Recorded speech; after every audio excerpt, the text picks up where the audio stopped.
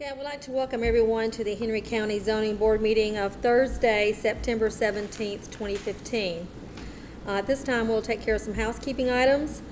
This meeting is being televised live on Charter Channel 180 and AT&T UVerse Channel 99, and will rebroadcast every Thursday at 7 o'clock p.m. and Saturday at 12:30 p.m., and is available by video on demand on the county website. Now would be a good time to turn off all your cell phone and any noise-making device. We will have a public comment time for each case. So if you wish to speak, you will need to fill out a public hearing speaker card. We allot 10 minutes for those in favor of a case and 10 minutes for those in opposition of a case. For example, if 10 people wish to speak, they all share in the 10-minute slot and so on. Please address the board and not the audience when you come to speak. The board does not answer any questions during the comment period. Our interaction is with the staff and applicant. And at this time, we'll have invocation and pledge by Warren Bailey. Please stand. Please pray with me, please. Our Heavenly Father, we're thankful for this day. We're thankful for this opportunity to meet and carry on the county's business. Our Father, we pray for your wisdom and guidance and blessings on this meeting time. Amen. Amen. I pledge Allegiance to the flag of the United States of America and to the republic for which it stands, one nation, under God, indivisible, with liberty and justice for all. Okay, you may be seated. This meeting is now called to order. Do you have a motion to approve the agenda? Madam Chair, I make a motion that before we approve the agenda, that we move case 7 to start the deal, okay? Okay, so we have a motion to approve the agenda with an amendment to move case number 7 to be heard first. Do I have a second? Second. Have a second. Any discussion? All those in favor indicating by raising your hand. Motion carried. Thank you. There are no minutes to approve tonight, and I don't think we have any staff comments. Okay, so if we'll go ahead and hear the first case, which is going to be case number 7. Case number COMP-AM-15-04. Rayco Greenwood Business Park, LLC of Atlanta, Georgia requests an amendment to the comprehensive plan for property located west of the intersection of Highway 155 and Greenwood Industrial Parkway in land lots 254 and 255 of the 7th District. The request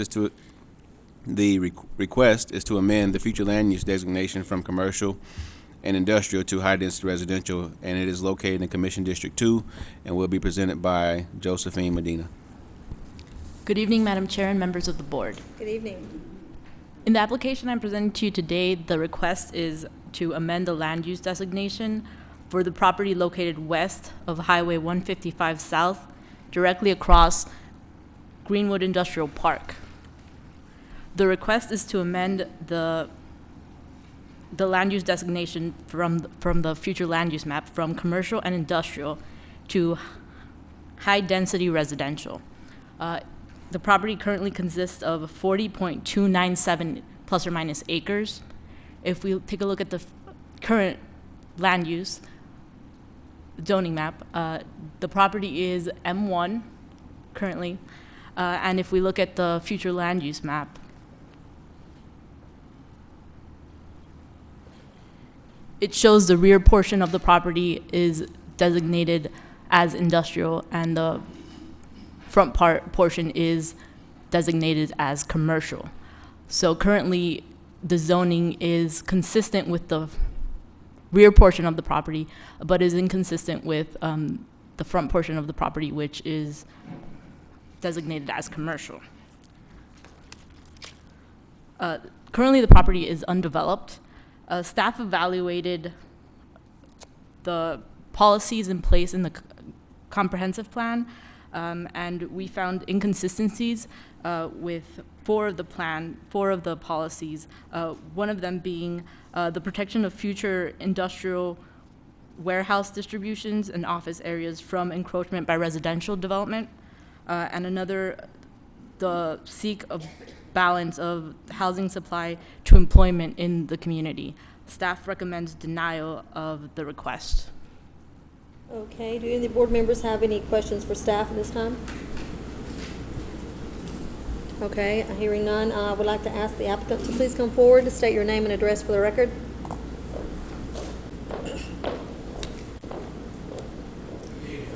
Members of the board, first of all, let me thank you for changing my position tonight in consideration of the fact we've already heard all of this and couldn't do it concurrently. I really do appreciate that. The next thing is, I've already...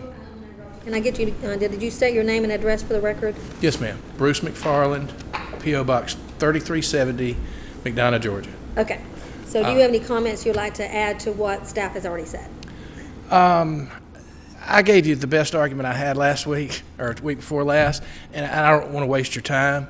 I would just refer to that as being our position on this as well, and I would turn it over to the opposition at this point, or you can turn. Anybody have any questions for the applicant? No. Okay, you may be seated. Thank you. At this time, we'll go ahead and open it up for public comment. So if we have anyone that wants to speak in favor of this case, we'll allow 10 minutes to speak in favor of the case. Okay, and I didn't see anyone coming up, so now we're going to allow 10 minutes for those to speak in opposition of the case. I'll ask you to come back. Just, I know. Kind of a formality. Get your exercise. I need... Just any last questions or comments or anything from the board for the staff or the applicant? Okay, none? All right, so we'll go ahead and call the case. Case, excuse me. Case number COMP-AM-15-04, Rayco Greenwood Business Park LLC of Atlanta, Georgia, requests an amendment to the comprehensive plan for property located west of the intersection of Highway 155 South and Greenwood Industrial Parkway in land lots 254 and 255 of the 7th District. The request is to amend the future land use designation from commercial and industrial to high-density residential. It is located in Commission District 2 and was presented by Josephine Medina. We do have a motion for this case. Yes, Madam Chair, I make a motion that the board deny the request to amend the land use designation from commercial industrial to high-density residential on property located west of Highway 155 South, directly across from Greenwood Industrial Park, land lot 94 of the 11th District. Okay, we have a motion. Do we have a second? Madam Chair, Oh, could you correct the land lots at 254 and 255 of the 7th District for the record? for the record, I didn't hear that. I'm so sorry. The land lots are 254 and 255 of the 7th District. In the 7th District, okay. Okay. Would you like to, so we don't need an amendment for his motion. We're just going to correct it. You can restate it. Just restate the motion. You want me to restate it with? Please. With what I gave you is what's on this piece of paper. Case number 7? Case number 7. No. I'm Yeah. sorry, I did. Yeah, that's 7. Yeah, it is 7, isn't it? Yeah. It's location. And you said it was in the 7th District?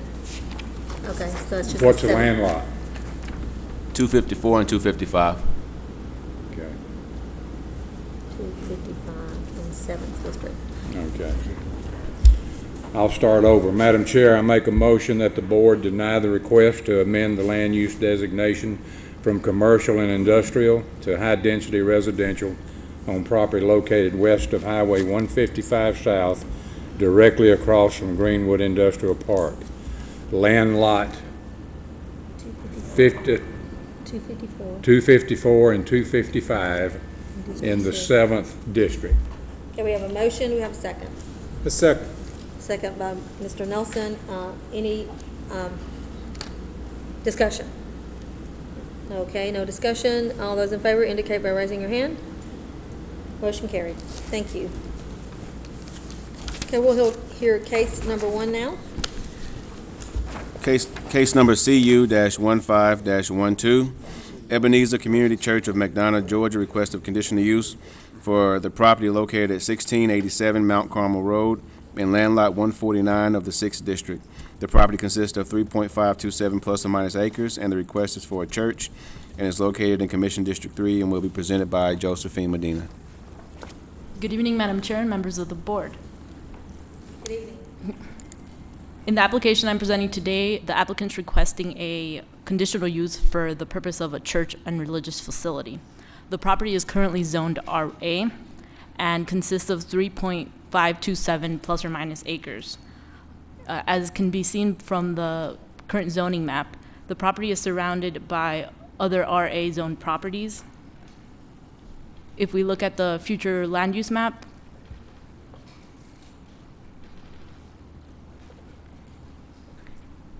its future land use designation is rural residential. If we now look at the property surrounding it through an aerial,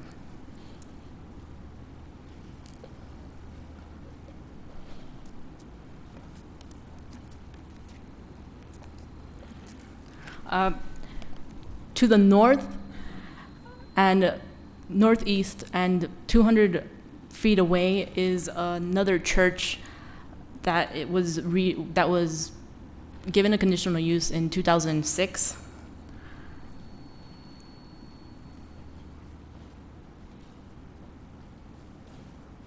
And this shows the site plan of the current location, which consists of a one-story house with a basement, a pool, and a pool house. The applicant is provided a primary site plan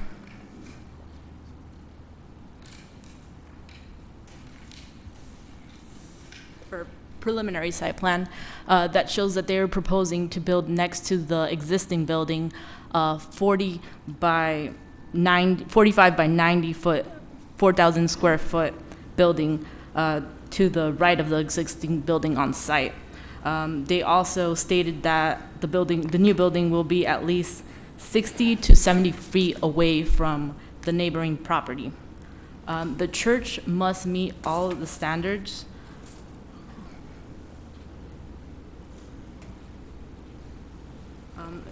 shown on the overhead, which is section 4.03.14. This includes, it has to be at least 50 feet from all property lines, any new structure. It also requires the property to have a 20-foot buffer.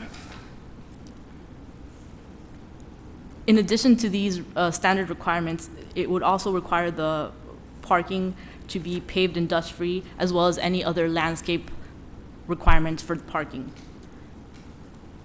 Since we do not have a site plan that shows largest assembly area or where the seating is on the chart in the church, it is hard to calculate the parking that would be needed, but this would be based on the largest assembly area, the number of seats, or the linear inches of bench seating. When evaluating this particular site, one of the main things that drew a problem was the increased traffic. The number of churches that are currently on Mount Carmel was an issue that I got a lot of calls about, particularly on Sunday.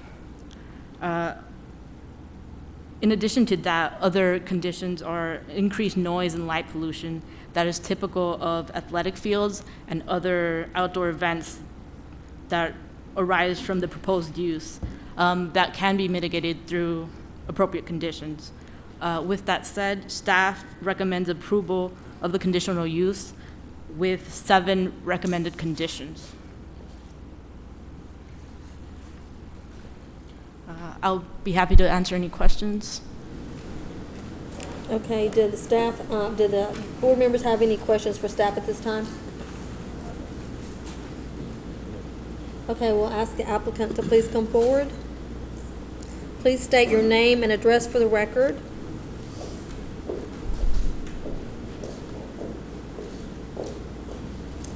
Good afternoon, Madam Chair and all members of the board. My name is Nerlin St. Fleur, and address is 15 Jake Lewis Drive, McDonough, Georgia, 30252. Anything you want to add to staff comments about this case? All I want to add, Madam Chairman, is I do understand the concern as far as the traffic goes. We have 40 members in our church, which is consists about 15, the most 17 cars. Half of those cars drive through Mount Carmel when we are going to church on Terra Boulevard. The other half drive on Terra Boulevard. So we will be adding in additional about 9 cars the most to the traffic on a Sunday. For anybody who have any concern as far as that we're gonna have an increase in traffic. Anything else you want to add? No, ma'am. Okay. The board members have any questions for the applicant? Okay. I don't think they have anything for you, so you may be seated. Thank you. You're welcome. Okay, this time we're going to have the public comment period. For those who want to speak in favor of the case, we'll allow 10 minutes for those to speak in favor of the case. Okay, come on up. Now you're speaking in favor of the case. My name is John Orzek, and I live at 1703 Mount Carmel Road. Our property adjoins this tract of land at the south, that would be the southwest corner. And I'm in support of the of this thing because it'll make the 8th church on Mount Carmel Road. So as far as I'm concerned, it couldn't be a safer place. Is this zoning exclusively for a church? Will there be any other use of the property? I noticed they're going to add a 4,500 square foot building. Will it be used for activities besides the church? Will it be rented out as an event center for weddings or that type of thing? That was a concern. Is there any potential for the property to be used for, say, like a daycare center involved with the church? Again, it's how specific is the request for the zoning is what my concern is. There is a pool on the property right now that appears to have been refurbished from the condition it was in almost a year and a half. Does the church intend to use that as a activity center? And if it is, my only concern with that is how does that pool use coordinate with our noise ordinance? In other words, I'm not sure what our noise ordinance is. Do you have to shut down at 10 o'clock or whatever? I'm not sure of that. But it's a concern of ourselves and certainly our neighbors that are very close by. I talked a little bit about, a little earlier today, as a matter of fact, about the A-cell and D-cell lanes that'll have to be involved. The D-cell lane would come in at about a couple of 100 feet from the curve in Mount Carmel Road, just to the west of the church property. So that's a concern, and I say that only on the basis that with 8 churches let out on Sunday morning, the big church down at the other end of the road actually has to have traffic control to let out the crowd. Well, when that crowd is let out, there's a steady stream of traffic coming around a curve. So if somebody stops or is unsure of just where that D-cell lane is going to be, the A-cell lane, I think it's okay. I know we got to have it, but I just want to comment that it comes out a short distance away from the exit to the church across the street. So if the timing of the services is such that you might want to have a police officer involved in that too. It's just a very serious concern at that. I am a little concerned, not a lot, but on a congregation type thing. The house has been there for 30 years or so, and is the septic system capable of handling the people load in the church? It was, a 3-bedroom house, probably designed for 5 or 6 people at the most. But that's a question, are we up to code on that? And the only other thing I had a question about, and it seems to be answered, is the parking lot would be paved. And then my concern was the runoff thing. Will you be forced to have a detention pond, or if it's paved? I just didn't know. And then I didn't know, is it a single service on Sunday just one or Saturday or whenever they're going to hold it. I didn't know how many services were going to take place on a weekend. But other than that, we're glad to have them. Thank you. Anyone else want to speak in favor of the case?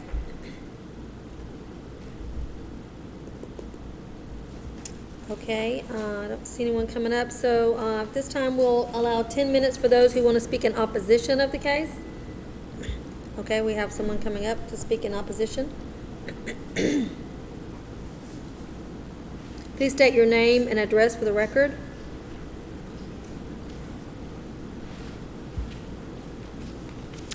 My name is Mary Coughlin. I live at 135 South Mount Carmel Road. As mentioned earlier, there are 7 churches or religious facilities already on that street, totaling approximately 119 plus or minus acres of land that is, I think, non-taxed because of churches having to pay property taxes. This would add to that. And again, it is a single-family residential zoning at the present time, and that is what our community is, a lot of large lots, nice country setting. We do have increased traffic due to the number of churches that are already on that street. We have backups at the stop sign down at Mill Road and Mount Carmel, backing up all the way some Sundays to South Mount Carmel, making it difficult to come in and out. I wondered if this property is actually being purchased or is it going to be leased, and if that is the case, what happens with a conditional use permit if these people decide to move on to maybe a larger facility somewhere else. And I don't know that they are sure, as most congregations are not, what is your total number of participants that comes and goes with people moving in and out. I was impressed to hear that they will have to have paved parking, and I really now understand that they're going to have to do something about the road there to give them access in and out.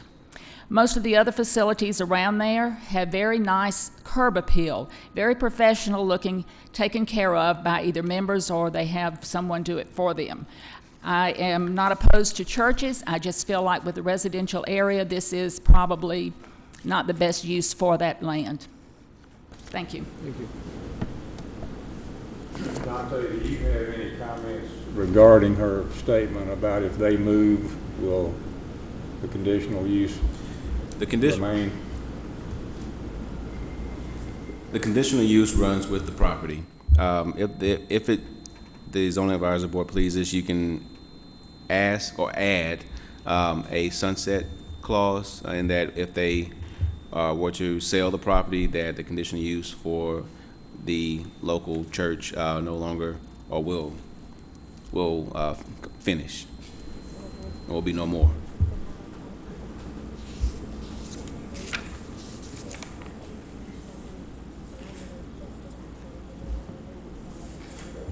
So we can add another condition as item number 8? If it so pleases the ZAB, yes. Okay. We have a little bit more time for anyone else who wants to speak in opposition of the case. Please come forward and state your name and address for the record. Good evening. My name is Manny Perez. I live at 1680 Mount Carmel Road, right across the proposed church. And I do have a concern that has already been explained here, the traffic situation. We already heard from the lady before me that we already have 7 churches in this street. This is going to become the 8th one. I am a hostage on my driveway on Wednesdays when Bible study occurs, and on Saturdays and Sundays when services are being held in the rest of all these churches. Now I have to litigate with one more, right across the street from me. And like the lady said, I am not against churches. I worship God also. But it is inconvenient for any resident on that street to have to plan their lives and their activities around the services of a church or the needs of a church. That's number 1. Number 2, you have the Mount Carmel Bridge now being torn down to build another one. Who knows if they're going to expand Mount Carmel Road to 4 lanes or not? I do not know. That is causing already a tremendous impact on the stop sign at Mills Road and Mount Carmel Road. Needless to say that the backup is from 81 all the way to Mount Carmel, 70, 80 cars at a time. That will become worse now when the churches start on Sunday, this coming Sunday, because the bridge was just closed. So we have not experienced that problem yet, but it will be a great one. And I hope the DOT does something about it, like putting a traffic light or something. I cannot understand for the life of me how anyone can buy a piece of property and then wonder if they can build whatever they want on a piece of property. I thought that you would buy a commercial piece of property or land and then ask for permission to do something, but buy something on a residential or agricultural area and then try to make it into a church without knowing whether you're going to get approved or not. That is beyond my comprehension, unless it's already been said, go ahead and do it, we'll approve you. And that seems to me what is going on now, because otherwise, why would they be tearing down the whole place with bins outside with the materials of construction being dumped? Something is going on. Somebody must have told them, yeah, go ahead, we're going to give you the permit already. So if that is the case, what are we doing here today? Why am I doing complaining when all I can see is that this is already being given the okay, either under the table or verbally? That seems to be an answer that I would like to get. I don't know what else I can say about this. Like I said, I'm not against churches. I'm just against the traffic and the problems that it's going to cause.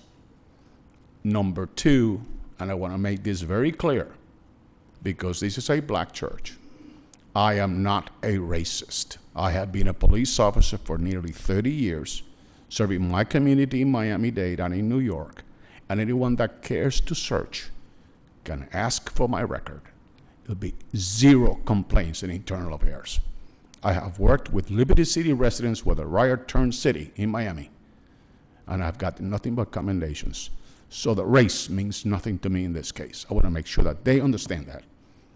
My complaint is the traffic and the problems that it will cause, nothing else. I don't know if they're going to put in the future a room for battered women. I don't know if they're going to put a daycare that then traffic is going to be coming in and out every day, constantly, in the morning and in the afternoon. What are we going to do here? This has to be given serious consideration. That's all I have to say, and thank you for your time. Thank you. Anyone else have, how much time do we have? 4:18. Anyone else want to speak in opposition of the case? Okay, I don't see anybody coming up, so if I could call the applicant, please come forward. Applicant? The applicant, please come forward.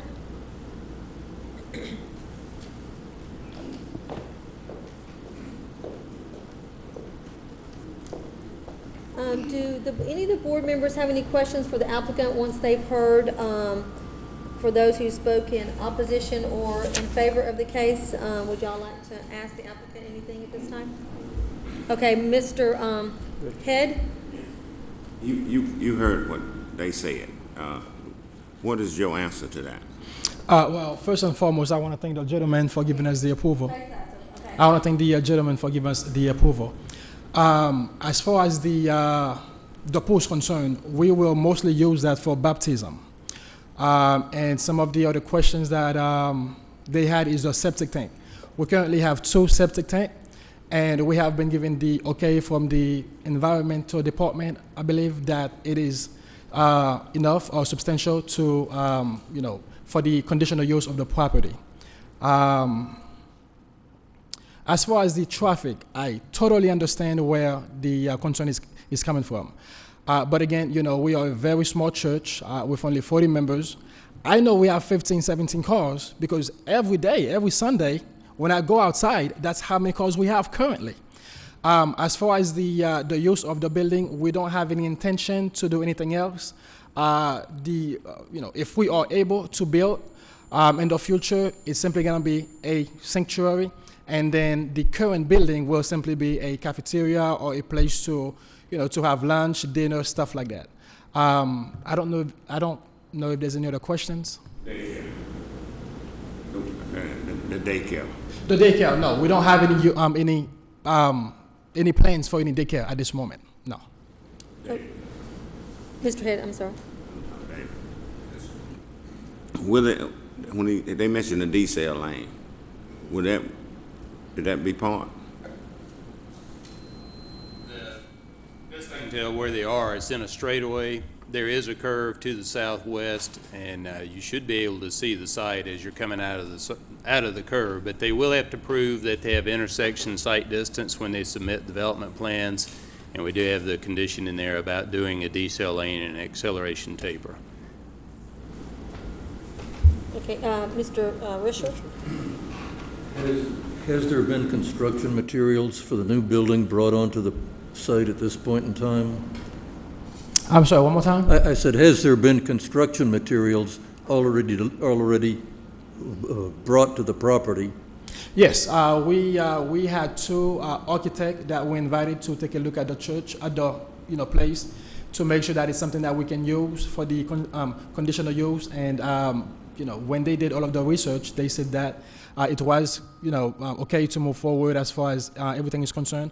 And right now we're in the process of taking some stuff out, to make one big space for the worshiping area. Anyone else have any questions? I've got a question here. It says that you have a proposal for the development of a 45 by 90 foot, 4,000 square building to the west of the existing building site. Go into a little bit of detail on that for me, if you will. Yes, basically, if we are blessed, honestly, we don't have a date. We just purchased this. One of the questions that was asked, is it leased? We actually purchased the property. We don't have a date. Our hope is to build a new building, hopefully, about 3,500 to 4,000 square feet building as the church center. But we don't have an actual date on when it's going to happen or if it's going to happen. Hopefully, God will bless us where we can make it happen, but we don't have a date if it's going to be a year from now, 2 years from now, 5 years from now. We are just hoping and praying. Okay. So there's no But that's building going to will be- expand the people that come to your church, right? It's going to increase the issues we've been talking about. If we are Traffic blessed enough, where the church is expanding, and then, we do have the finances to move forward, hopefully that will be a project that we will be looking into. Mr. Nelson? Yes, let's talk about the construction material that's there now. That's used to, what are you actually using that for? And what do you have a permit for anything that is going to be used for? When you guys said if we have any kind of equipment, are you referring to like trucks or, because all we have... There was an indication that you have some type of construction material. Yeah, it's a big dump waste that we have over there, and basically there's a lot of wood that we are not using, a lot of debris that we don't need. Those things are going in there, but we don't have any machine or any stuff at all in the property that's going to be used as. There's no construction being done on the outside of the property, okay. None whatsoever.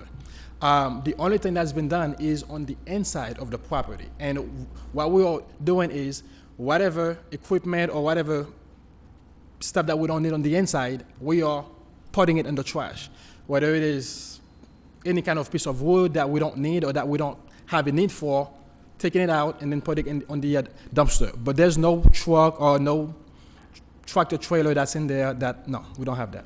Do we have a permit at all for anything that's going on the property, any type of construction? Right now, the stuff that we are doing, they don't require the permit. Once we get the okay, with you guys, then we'll be right here tomorrow morning to get all of the permit that we need to move forward with the other stuff that we need. Okay, I have several questions if no one else has any, and just to make sure that we're answering everything. This is the first time that I've seen you, and this is the first time that I've heard this case. So, as far as I'm concerned, I don't know of any backroom deals that have been done, and at this meeting, we will approve or disapprove this conditional use. Approval or disapproval has not been given to you prior to this meeting. So I want to make sure that you understand that, and the audience understands that, and the TV audience understands that. We, as a zoning board, wait until we hear the cases so that everything can be heard for and against each case. So if there's any concerns about that, I just want to make sure everybody's clear on that, that this decision on this conditional use is going to be made tonight, and that's when the decision is and has and will be made. Okay, the second thing, are you holding service at that location now? No, we're not. Okay, so you are doing renovations inside the building. That's not, as far as we're concerned, that's a permitting process that has nothing to do with zoning. So what we're concerned with is what impact this is going to have on those that live around the church, for those that, you know, are in the neighborhood, you know, who was there first, you know, that sort of thing. Those are things that we have to look at, and that we take into consideration all those that have came up to testify and that sort of thing. And so you said it's not going to be an event center, it's not going to be a daycare, it's not, you know, it's going to be a single service. Are you having service on Wednesday night? We are having service on Sunday. The time frame will be from 10 to 1. We are having service on a Tuesday. How many folks on Tuesday? 12, 14 people on Tuesday. From 6 to 8:30. We will be having prayers once a month, and that's the last Friday on the month. And just to piggyback to what you said earlier, ma'am, the gentleman talked about waste. It's not about waste. I understand his concern, and it is not about waste at all. I do get it, and we're not gonna bring that. That's not who we are. And Well, I haven't asked a question, so wait till I ask the question, and then you can answer a question that I ask you, okay? So, yeah, we're fine. Okay, and one more question is, that was raised, it's about the septic. I think you answered that, because we do have letters in here that says, that is adequate. I guess the only other thing would be the traffic situation, and I don't know how we're gonna address that as far as increased traffic. You know, 17 cars added to that road. David, I mean, is there gonna be a widening of that road? I know the bridge is out. What's No, ma'am, there's no current plans, to my knowledge, to widen that road, and also, if I may take the liberty, Georgia DOT is going to build back a 2-lane bridge over I-75. It'll be wider than what was there, but it'll still be 2 traffic lanes. Okay, and so we do have 7 conditions that were put up on the board. If you would, actually, staff, if you will put that back up. And I know one of the things, it talks about the lighting, it talks about the sign, it talks about, you know, buffers that are required. It talks about the minimum site distance and the D-cell and A-cell taper lanes that are required. And also, you know, if they do intend to use it, you know, for school, daycare, or other daily traffic generator, then the county's going to revisit it. That was some of the conditions, if it's so, you know, if the board so desires. And I think someone even said something about one of the things that we can do, and we hope that that was a clarification, that this conditional use follows the property unless we put a condition on it that if it's ever sold to another owner, that conditional use goes away. So that's what we can do if they, you know, if the board so desires that to happen. So that's all the questions I had. That's condition number 8. So that's all the comments and questions I had. Does any other board member have any questions for the applicant before he is asked to be seated? Or staff? Okay, Mr. Alexander. Yes, I would say I think there's been a lot of discussion about what the intent is. What I heard you say was there's no plans at this point to build the actual 4,000 square foot facility. So at this point, kind of tell us again, what is the immediate plan? The immediate plan right now is to have the conditional use for the property. And I want to, I guess, and this will be a question for staff. In this, it's zoned RA now, so churches are allowed in RA as long as it's a conditional use. Is that correct? Okay. Correct. So there's no preconceived notion that a church could not go in this location if they so asked for permission. Is that a correct statement? As long as it meets the standards. As long as it meets the standards. And my question to you, did it meet all the criteria that was required of them to get a conditional use? Are you saying yes, that they met all the criteria? It met the criteria so far. There's other standards that would be visited during plan review, but it met the 2-acre requirement and the minimum road frontage. Other things such as buffers and the setbacks and the building material would have to be revisited since they're not there yet. So. Okay. So is everybody kind of clear So on you're that? saying that all the 5 criteria points had been handled? Correct, because currently it is more than 50 feet from all the property lines. They would have to place buffers in place if this is approved. The 20-foot buffers would need to be put in place. Which is condition number 4, is that correct? Well, that's not part of the conditions. That's part of just general standards of the ULDC. Okay. Condition number 4 was put in place just in case the natural buffers weren't enough. Okay. Okay. Does anyone else have any questions? Because they meet all the 5 requirements. Okay. Anyone else have any questions for staff or the applicant? Okay, you may be seated. Thank you. Okay, call the case, please. Case number CU-15-12, Ebenezer Community Church of McDonough, Georgia requests a conditional use for the property located at 1687 Mount Carmel Road in land lot 149 of the 6th District. The property consists of 3.527 plus or minus acres, and the request is for a church and is located in Commission District 2 and was presented by Josephine Medina. Okay, do you have a motion for this case? I need a motion for this case. Yes, Madam Chair. I make a motion that the board approve the application request for conditional use of property located at 1687 Mount Carmel Road with 8 conditions for the purpose of a church facility. The property is located at 1687 Mount Carmel Road, which is zoned RNA Residential Agriculture. And for clarification, can I get you to state what the 8th condition would be, since it's not up on the board? If the existing party physically moves out of the area, so will the conditional use. Is that basically? Or is it sold? Could you give a little bit more clarity regarding the move? If they leave. Selling the property? Sold the property. Or sell it. Okay. Yeah. All right, I have a motion for approval with 8 conditions. Do I have a second? Mr. Alexander. Second it. Any discussion? All those in favor indicate by raising your hand. Motion carried. Next case, please. Case number VR-15-09, Willie G. Finley of Stockbridge, Georgia requests a variance from development regulations for the property located at 300 Ironwood Drive in land lot 130 of the 11th District. The property consists of 0.70 plus or minus acres, and the request is to allow an addition.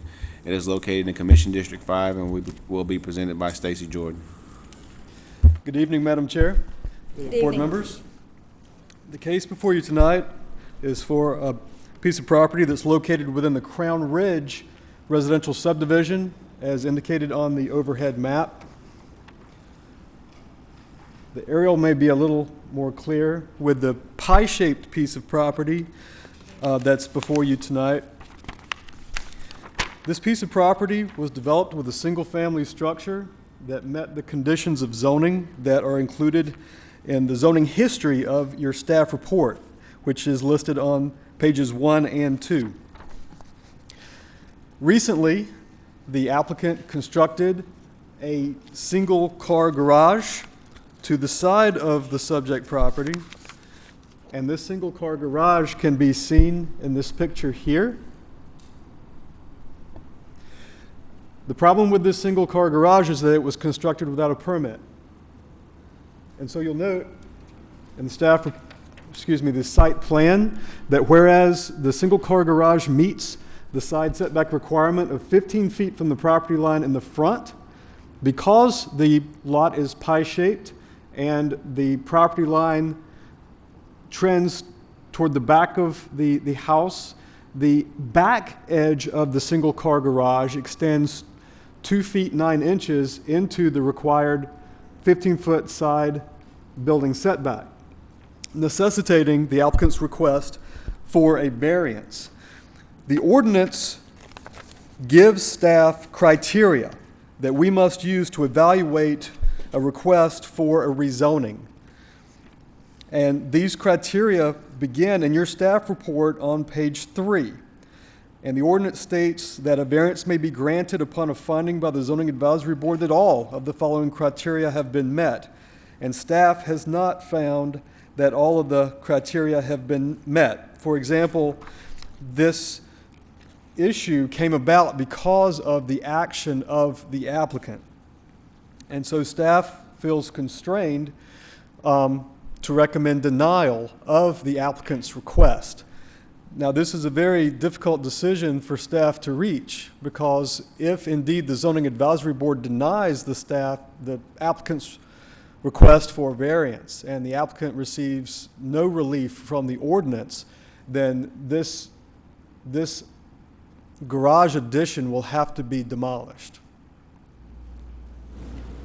Now, staff does, in the case that the zoning board chooses to approve this variance request, staff does recommend that a stipulation be included, and that the condition read that the requested variance shall apply only to the current structure, and so forth, as listed in the staff report on the last page. And I'd be pleased to answer any questions.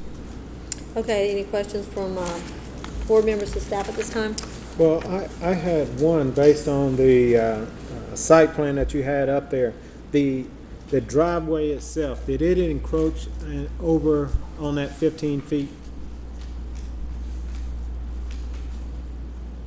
I would not say that the driveway encroaches, because the side setback is just for the structure.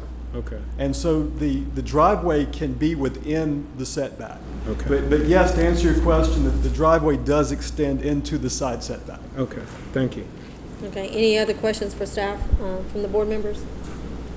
Okay, this time we'll have the applicant to please come forward, state your name and address for the record.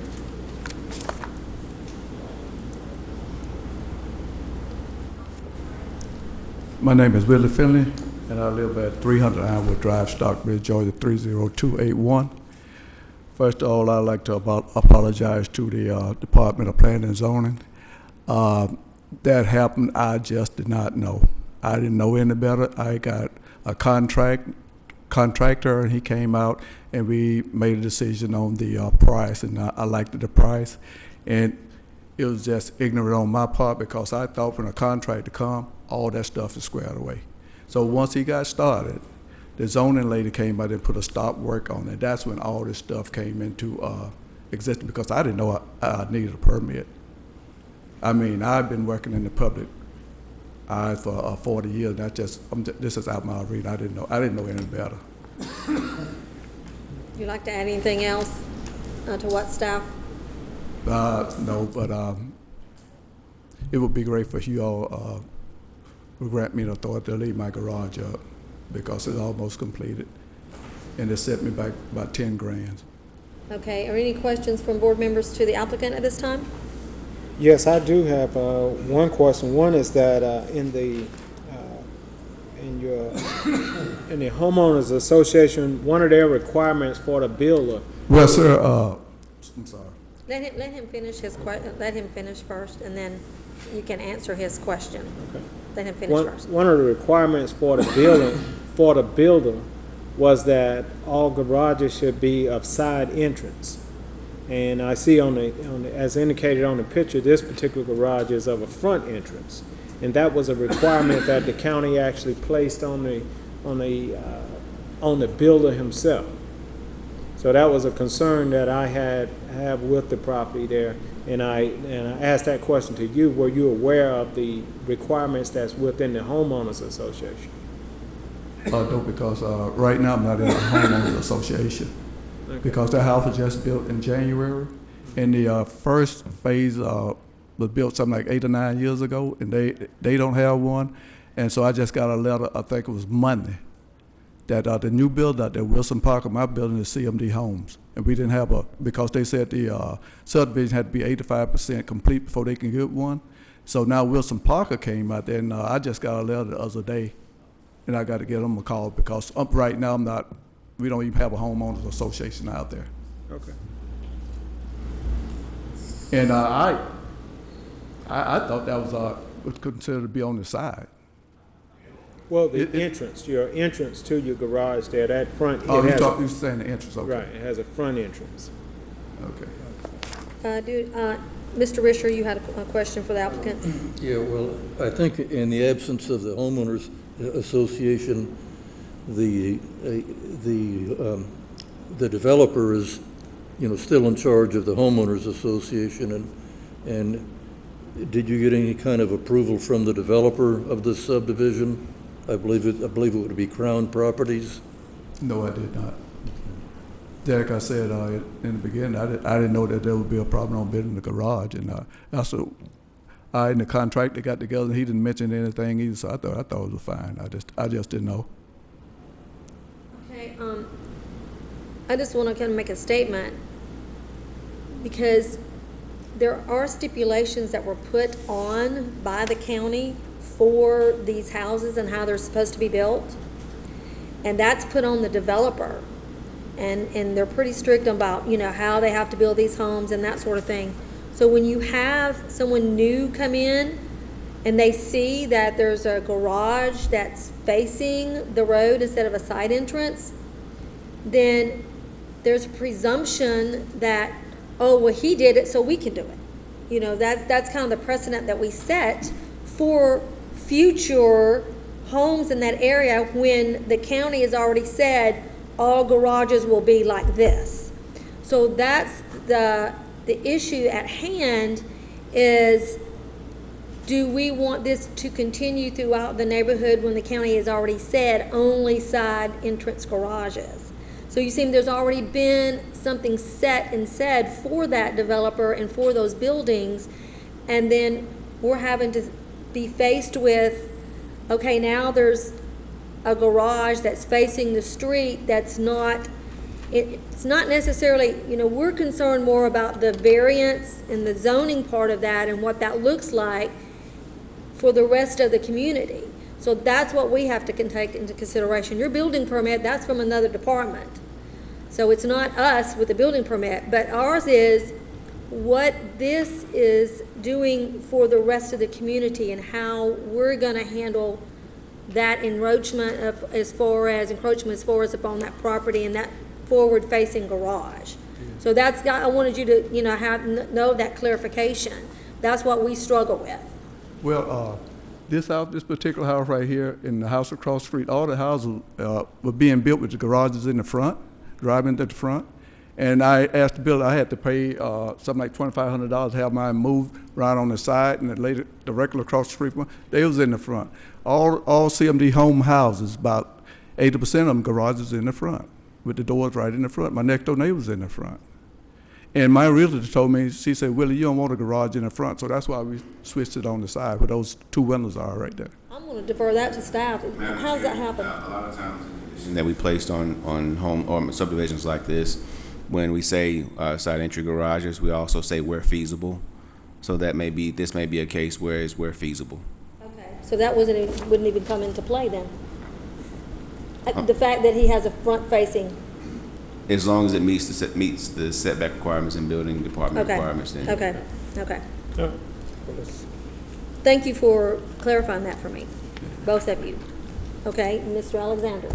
Sir, what has been the interaction with the neighbors in the community, and how did we get to this point where code enforcement, somebody called them, so have you had any conversation with them on it? No, but I got an idea who called. My next door neighbor, he retired Colonel out the Army, retired Master Sergeant out of the Army. We talk all the time. So, and I told him about what's going to happen, about the sign, and about, I just told him about everything. He said, well, I got no problem. Because if you look at the property, my landscaping man been cutting Max Brown grass for 18 months because we thought that was my property. I planted some leaves and cypress out there for some privacy, and I had to dig them up. Well, he told me to leave them there, but when I got my the surveyor did, I gained a lot of property back there. So what I did, I took 9 Leland cypress and put back there on my property because he told me to leave them up there. Because even, you know, when the landscaping people come out, they go by the contour of your land, I guess, because they never ask you, but they always right. So this man, I mean, you know, we all thought that was my property out there. And, but, you know, Do you have another question, Mr. No, he's still cutting out there. He still cut Max Brown yard, and I told him to keep on cutting it. Any other questions for the applicant from the board members? Okay, you may be seated.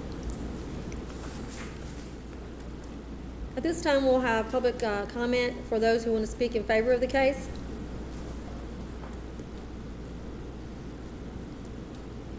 Alrighty, I don't see anyone coming up, and so now we'll have those who want to speak in opposition of the case.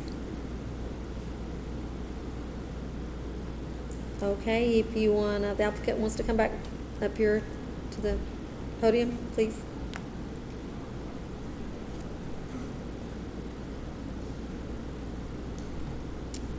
Do any of the board members have any comments or any last comments to the applicant or staff? Yeah, I have a question for you again. Now, you indicate that code enforcement came out. Were there any citations written? No, no, sir. No citations at all? No, did sir. Did they request that you get a permit for the? Yes, yes, sir. Okay. And I came down the next day and got the permit. Okay. Now, the builder, the person that you indicated was building that structure, are they still with you? Did they come out to get a permit, or what happened with that case? The guy that no, was sir. building it? I came down and got the permit. Okay. The only thing I asked him he had to show me his license. So he showed me his license and stuff, and I thought everything was good to go. I thought all that came with the price. You know, you make sure that you know everything is the way it's supposed to be, the measurements and all that.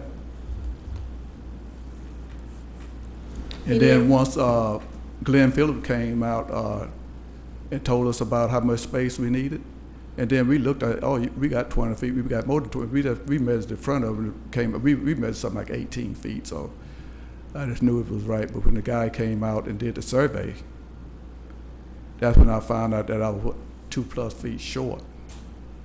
So you got the survey after you got the stop work order, is that what you're saying? Right, you're right, because I had to do that. I called up here and asked them what should I do, and they said, well, somebody would have to come and, you know, you had to get it surveyed. So then that's when you knew you were and approaching then, upon the right, and then setback. Mr. Phillip came out. He said, wait a minute, I cannot do any more inspection on this house until you come to this meeting, this zoning meeting. So. Yeah, so I guess that was Mr. Alexander's question, is how did we get here? How did you know you had to come to zoning to get a variance? So I guess that helped answer our question. Okay. I have a question for staff. Dante, if this is, if we decide to approve this, can we place a condition on this that is approved based on meeting the requirements or the building inspector? The building inspections are standard. They're part of the regs, and so either way, he would have to meet code with the building. So it's not necessary to have it as a condition because the inspections and the building codes are a requirement. Okay. Any other questions for staff or applicant? Okay, you may be seated. Please call the case. VR-15-09, Willie G. Finley of Stockbridge, Georgia, requests a variance from development regulations for the property located at 300 Ironwood Drive and land lot 130 of the 11th District. The property consists of 0.70 plus or minus acres, and the request is to allow an addition, and it's located in Commission District 5 and was presented by Stacy Jordan. Okay, I have a motion for this case. Madam Chair, on this particular case, I'm going to make a motion to approve this based on any recommendation by staff. Okay, I'm sorry, we had a second by Mr. Risher.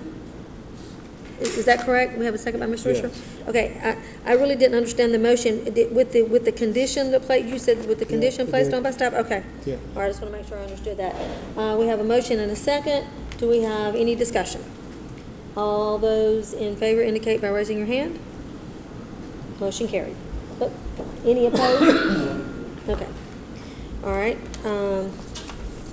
Case number 3.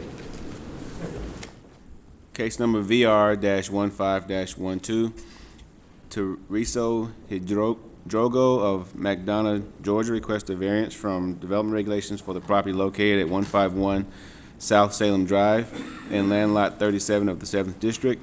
The property consists of 4.79 plus or minus acres, and the request is to allow a guest quarters. It is located in Commission District 4 and will be presented by Adrian Center. Good evening, Madam Chair and members of the board. Good evening.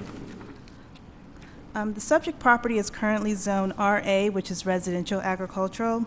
The applicant is requesting variances to reduce the front yard setback from 75 feet to 50 feet and reduce the required minimum heated square footage from 1,500 square feet to 1,480 square feet for the purpose of building a guest house. The primary structure was built in 1980 before the 75 front yard setback and minimum heated floor area development regulations for RA zoning district were in place. Therefore, this makes the primary structure legal non-conforming. The applicant has indicated in their letter of intent that they are willing to take down the open shed shown on the site plan.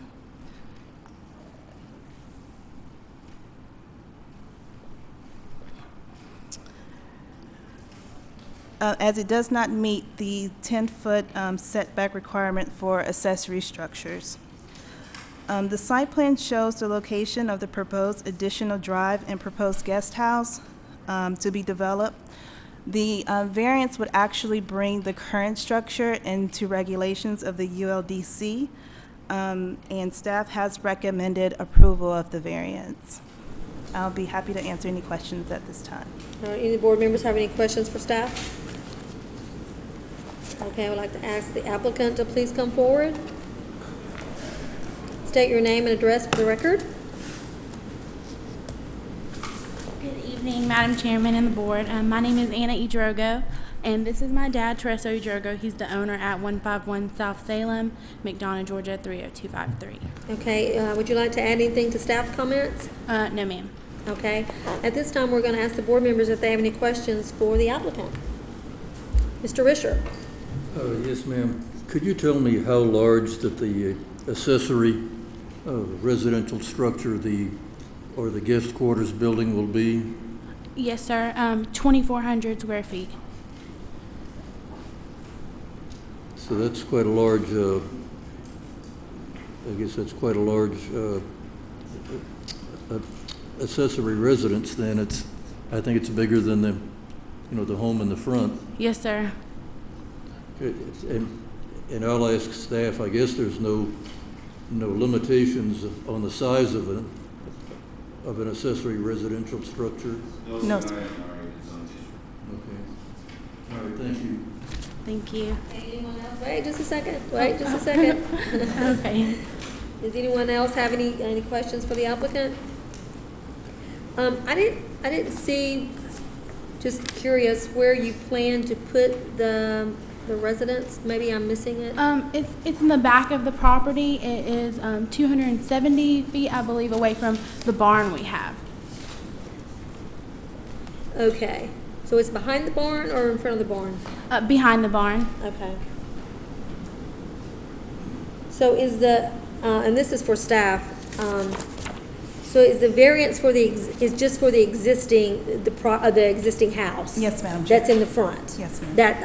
Okay. So it's not necessarily for the structure that they're building? Okay. All right, I just needed that for clarification. And we're fine? Yes, okay. ma'am. There's no other questions? You may be seated. Yes, ma'am. Thank you. At this time, we'll ask for public comment, if anybody wants to speak in favor of the case. We'll have 10 minutes for those to speak in favor of the case. Yes, sir, please come forward. State your name and address for the record.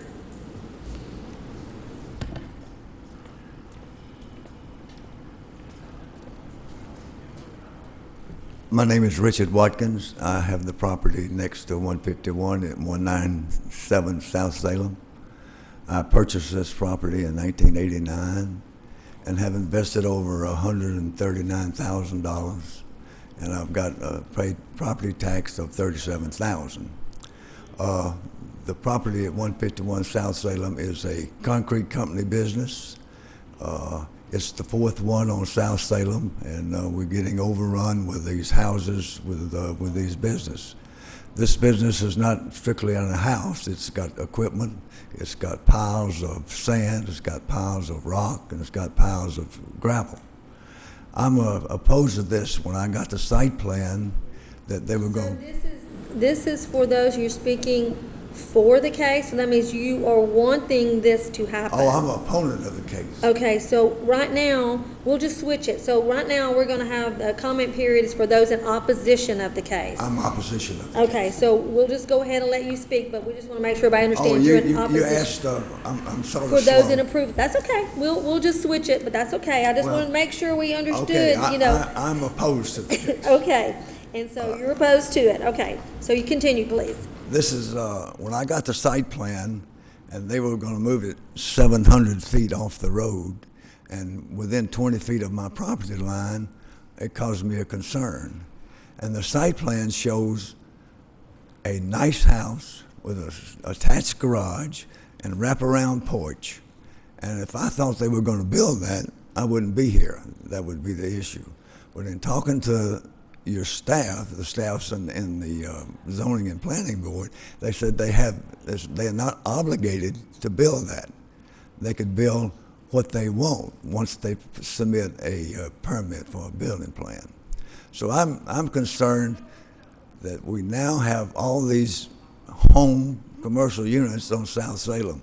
South Salem is 0.8 of a mile long, and this is the fourth business that's being run out of that. We have a nice subdivision. We have $1 million home on the road. And I think any further expansion of commercialism on that road is going to be bad for the area and especially bad for my property. I'm covered by T&M Concrete Company on one side and Robertson Roofing on the other side, and they both are commercial companies. I don't want to see all the property go commercial, because the people on Salem Ridge subdivision, which is right across, would absolutely shoot me. So I wanted to try to keep this as a residential area, a nice residential area, and any expansion, which this raises a flag to me, any expansion of a business is not good for the area, and it's not good for my property. If they've told me they were going to build this house, and it's a beautiful little house on the site drawing, that would be a different issue. But according to what I hear, is that once it gets past this, the building plan goes to the building department, that you don't have to approve that. If you had to approve that on the issue of making this variance, that would make it a different story, and I could understand what's going to be built. If they're going to build a unit to further their business, I'm dead set against that. This is nice property we've got, and I don't want to see it ruined. I've got 13 acres over there, and if they're going to build something 20 feet from my property line to 750 feet from the road, I'm concerned about what it's going to be. And if it's going to be this house, that's great. But if it's going to be a building to further their commercial business, that's not great. So I'm opposed to it for that reason. Now, I made some notes just in case I might have missed something.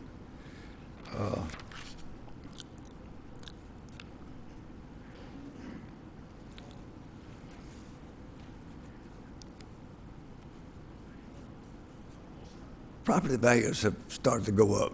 My property values took a dip in 2008 when the recession hit, and they're just now beginning to climb back up. And if I see something on my property that's detrimental to my property, I'm concerned about it. So if a building permit is presented to show a house of this magnitude, that's great. But if it's going to be a building for housing their equipment, because this is a rock pile, sand pile, gravel pile company that has to work. And I'm not against people making a living, but it seems like we've got a place in Henry County for good commercial businesses, and they don't have to be in residential areas. So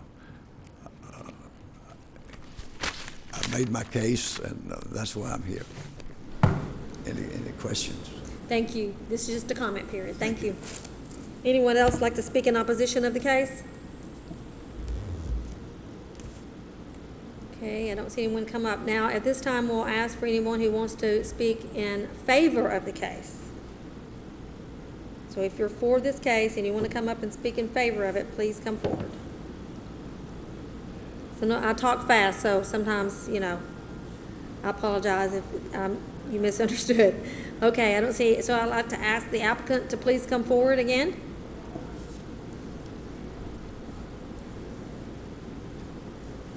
I'd like to ask the board members if you have any, after hearing comments from the public, if you have any other questions for the applicant or staff. Okay, I would like to I have a question. Yes, ma'am. In your letter, it says who it may concern. It says that your father owns the property and you want to build this home. He wants to build this home for his daughter, who's going to assist him in running his company.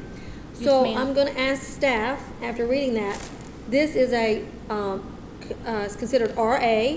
Are they allowed to run a commercial business off of this property? They are currently approved for a contractor home occupation through our occupational tax office. As far as it being commercial use, it would depend on what the actual use is and us determining it to be a commercial use. If they are looking to use it as a commercial piece of property, that will require further consideration as far as rezoning and other things of that nature. But right now, the current use is permitted as a home occupation under contractors. So that means that they can run that contracting business out of their home? I just want to make sure I have clarification. As a home there. occupation, yes. Okay. Does that mean that they can have equipment or sand or gravel or rock placed on that property for that business? The RA zoning district does permit certain types of outdoor storage, but it has to be done neatly and from public view, in that there has to be some type of fencing around it to keep it out of sight. Okay. So now I'm going to ask you guys, Yes, ma'am. the applicant, so is there rock or other material that is being placed on the property that maybe possibly other folks can see? Yes, ma'am. There is rocks. There's no sand or gravel, but there is some rock. As far as I know, I think it's far enough away from his house where he couldn't really see it. He does have a lot of acres, so I guess if he was walking in his backyard, he could. But I know our neighbors to the left of us definitely can't see it. It's just a couple piles, so it's not. I wouldn't consider it an eyesore. Do you have any heavy equipment that comes in and out of the property? Yes, ma'am. He has his shop, but he has a shed with his tractors and trailers underneath it, and those are out of sight. Okay, so is that the shed that you said that you were going to take down? No, there is another small one on the opposite side of that. Behind the house? Yes, ma'am. Okay, so that's where he stores, when you say a tractor? A bobcat. Like a front-end loader or track Yes, hoe? ma'am. Okay, Yes, so a ma'am. bobcat and a trailer. Yes, ma'am. What type of trailer? A tractor trailer to pull the equipment. low boy. Yes, ma'am. Okay, okay. All right, and that's the only piece of equipment that you have on property? Yes, ma'am. Okay, and then you have the rock. Where do you have the rock stored? Can you show me? Let me see. I can't really, can I look at this sheet, ma'am? Okay. Sure can. And I'll point.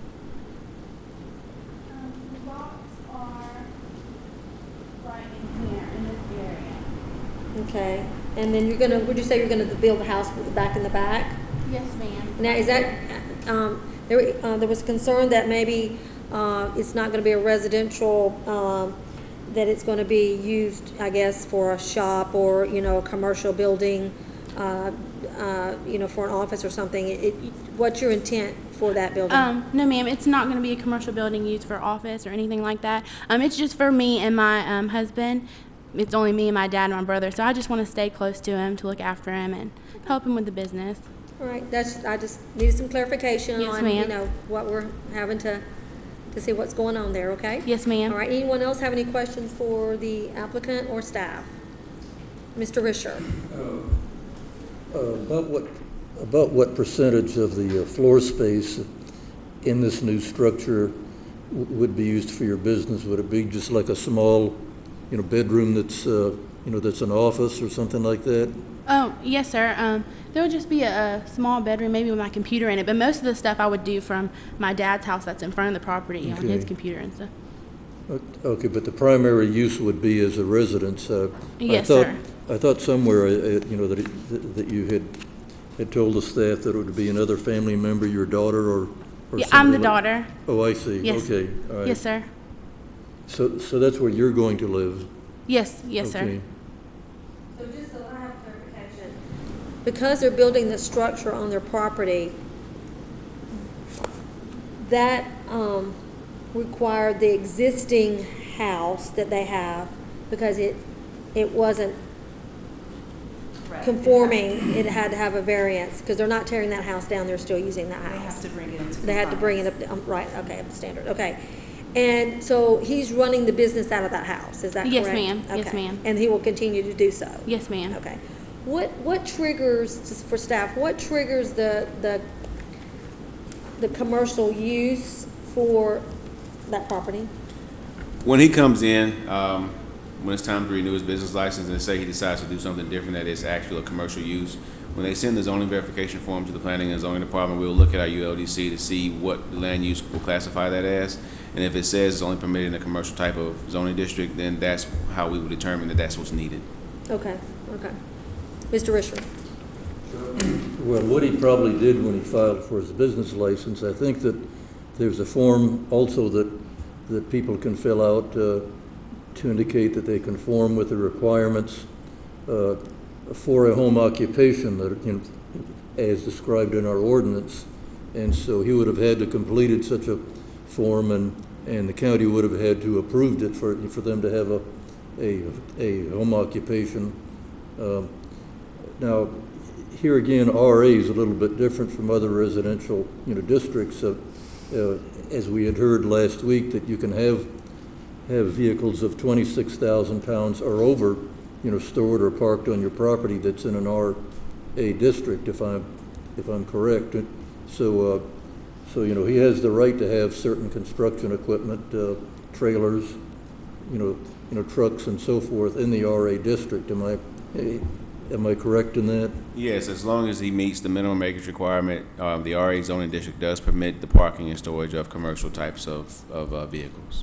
And the only thing that's before us tonight is to consider two variances. That's to reduce the front yard setback from 75 to 50 feet. That's on the home that's right off of South Salem Drive, and to reduce the heated floor area minimum to 1,480 square feet, because I guess that's the size of the existing house. So that's all that's before us tonight. Now, if there's any other regulations that there may be possible violations, that could be examined by the code enforcement office, but this is all that we're going to consider tonight. Yes, sir. Okay, any other questions or comments to staff or applicant at this time? All right, you may be seated. Thank you, ma'am. You can call the case. Case number VR-15-12, Teresa Hidrogo of McDonough, Georgia requests a variance from development regulations for the property located at 151 South Salem Drive in Land Lot 37 of the 7th District. The property consists of 4.79 plus or minus acres, and the request is to allow a guest quarters. It is located in Commission District 4 and was presented by Adrian Center. I have a motion for this case. Yes, I'd like to make a motion, but first to clarify that the guest house, the proposed house, is allowed in the RA district as a garage apartment or as a guest quarters as described here. That being said, I make a recommendation or a motion to reduce the front yard setbacks from 75 to 50 feet and to reduce the minimum heated floor area from 1,500 to 1,480 feet, and that is for the existing dwelling that's on this property on South Salem Drive. Okay, I have a motion by Mr. Risher. Do I have a second? Have a second by Mr. Head. Any discussion?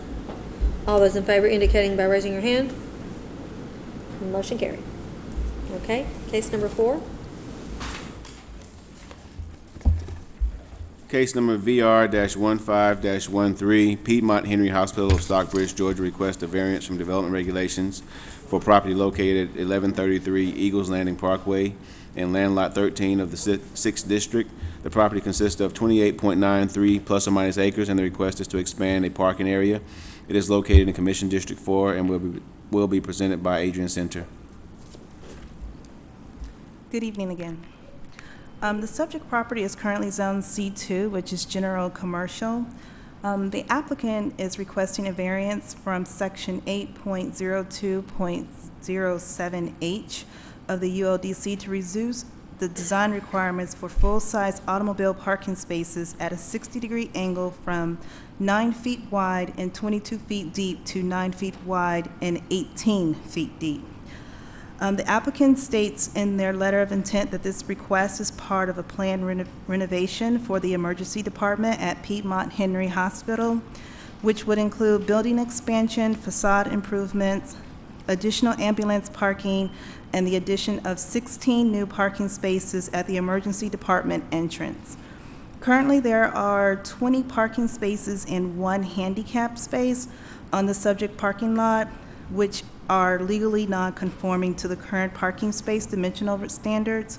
The applicant is proposing 35 parking spaces and 2 handicap spaces with proposed dimensions of 9 feet by 18 feet on the parking lot.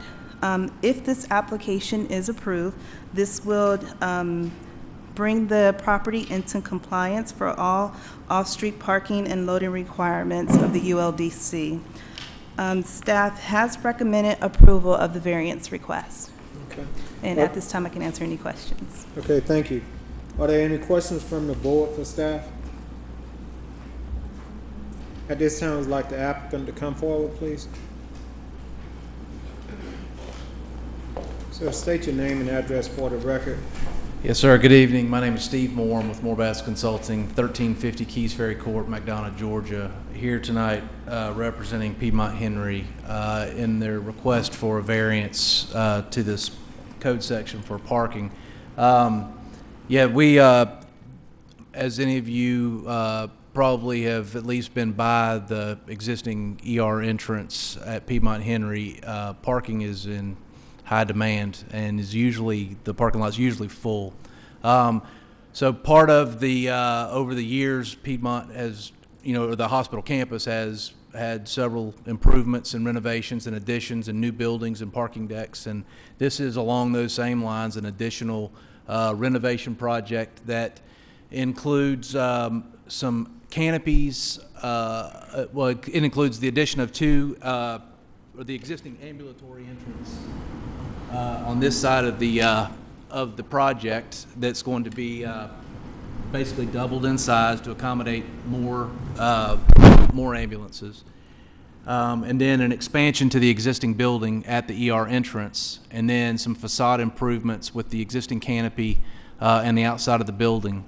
As you can see in this section here where it's currently grass, we're going to, or at least the plan is to expand the parking in its current configuration of 60-degree angle parking spaces to incorporate that area into the parking lot to add some much-needed parking spaces for the development.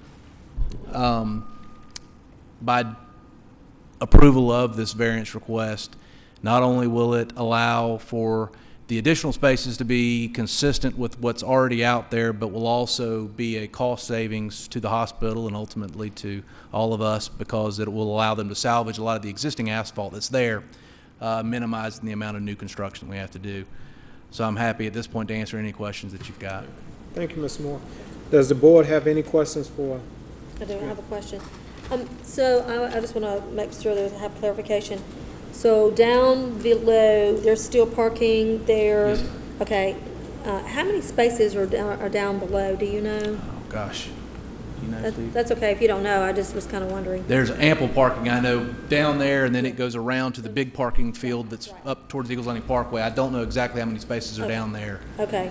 And so my only question would be, because you're reducing the size from 22 to 18, and so a lot of times I go to these, wherever it's hospital or parking areas, and you have the big long trucks or the big SUVs. So my concern is, that they're parked there, and then there's someone on the other side parked there, and then when they back up, is that enough radius? And I don't know who can answer that question on, the cars lengths and things like that. Is there enough radius there? I guess, David, could you answer that question? You're kind of a traffic guy, but I hate to put you on the spot. You want to say I'm not really a parking lot guy. Traffic guy, but I can tell you, at least from my experience, I'm sorry, yes, that, I no, should that's ask fine. you I mean, because you're the professional on that. I've laid out a lot of parking lots in my time, and a majority, and it's not a slam on Henry County because I do appreciate it because I drive a truck and I understand that, but a lot of municipalities, 18 feet is the standard. It is, okay. It is. I mean, in Henry County, City of McDonough is 18 feet. Okay. But Henry County, for whatever reason, has That's always 20 been 20 feet. That's because we're rural and we have all these big trucks. I know it. Yeah, I know yeah. it. But I mean, the good news is that there is ample parking other places that could accommodate a larger vehicle if they were creating. And there's security at the hospital that I'm sure would be more than happy to tell somebody to move if they're blocking traffic or anything like that. I think it's constantly monitored, so there'd be opportunities for that. And that was my only concern, is just, if you had those, vehicles maybe that back up, so there wouldn't be, people hitting the back of people's Sure. cars and things, and trucks and things like that. So that would be my only concern about the reduction. But I like your clarification about the extra, the length, for Henry County versus like the City of Madonna and things like that. I didn't know if there was enough radius there, so. And you're the engineer, so you guys should know.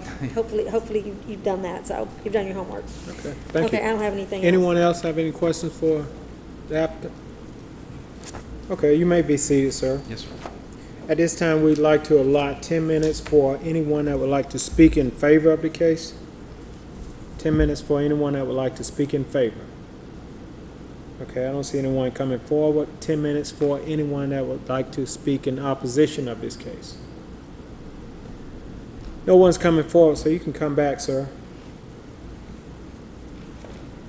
Does the board have any additional questions for the applicant? Okay. At this time, we'd like to call the case.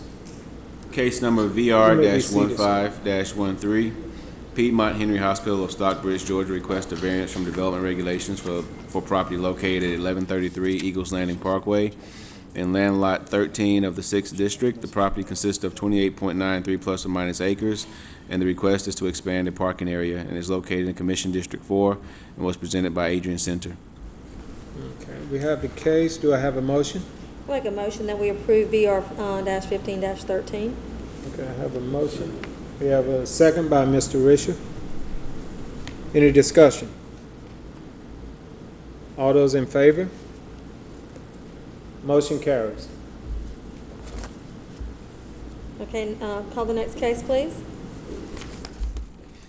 Case number RZ-15-15, Wesley M. Reese of Jenkinsburg, Georgia, requests a rezoning from R4 single-family residence to C3 highway commercial for property located at 5701 North Henry Boulevard in land lot 71 and 90 of the 12th District. The property consists of 0.554 plus or minus acres, and the request is for commercial use and is located in Commission District 5 and will be presented by Stacy Jordan. Good evening, Madam Chair and board members. The property in question before you tonight is located on Highway 42 at the corner of Highway 42 and Daniel Drive, as indicated on the overhead. The current zoning map indicates the subject property is zoned R4, which is from the official zoning map for Henry County.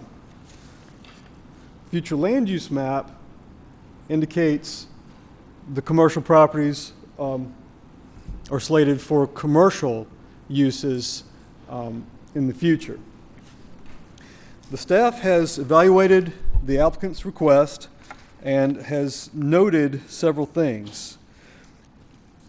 The property, even though it's showing as R4 today,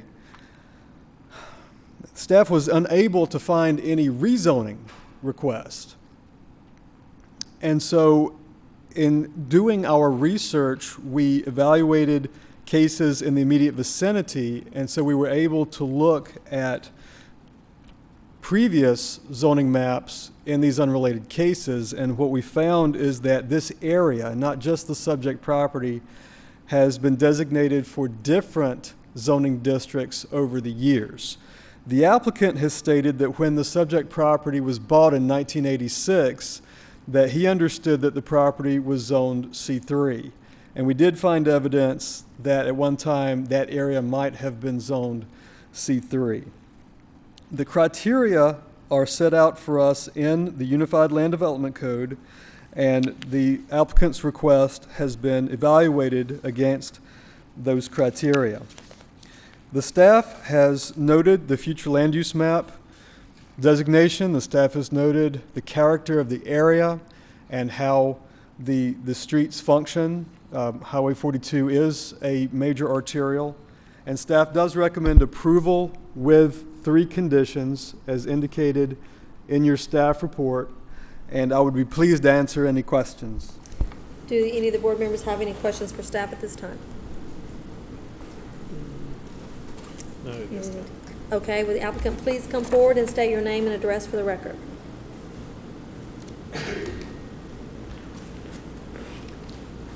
Applicant. Wesley Reese. My address is 2057 Plainfield Drive, Southwest Vero Beach, Florida. I've owned the property at 5071 North Henry Boulevard since 1986. And my wife has had a hair salon at that location, at a location,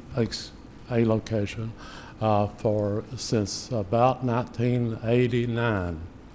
My son has had a florist building there at the B location since 1985. Every year, we obtained business license, etc., for those years. And when we applied for our license, we were told that it was zone C3. Okay, I have a question for staff, just right quick for clarification. On my report, it says Wesley M. Reese is the applicant. I'm confused because did you say your last name was Reese? I'm sorry? Did you say your last name was Reese? Reese, R-E-E-C-E. That's your last name? Yes. Oh, okay, I'm sorry. I misunderstood you. I didn't hear him say that was his last name. I was like, wait a minute. Did we have the wrong case or I just didn't hear you? Okay, I didn't hear you say Reese, and I apologize. Well, I'm having a difficult time hearing because I'm hard of hearing. Okay, well, I don't know that that's my excuse, but I just didn't hear what you said, and I apologize. Okay, so that's it. That was just my question for you. Did you have anything else you wanted to add for staff's comments? I didn't hear all of his question. All of his statement. But I think I stated what I'm concerned with. I just needed to go back to C3 as it was originally when we bought the property. Okay. Do any of the board members have any questions for the applicant? They do not have any. You may be seated. Oh, thank you. Is there anyone here that's going to be speaking in favor of this case? Okay, is there anybody here that's going to be speaking in opposition of this case?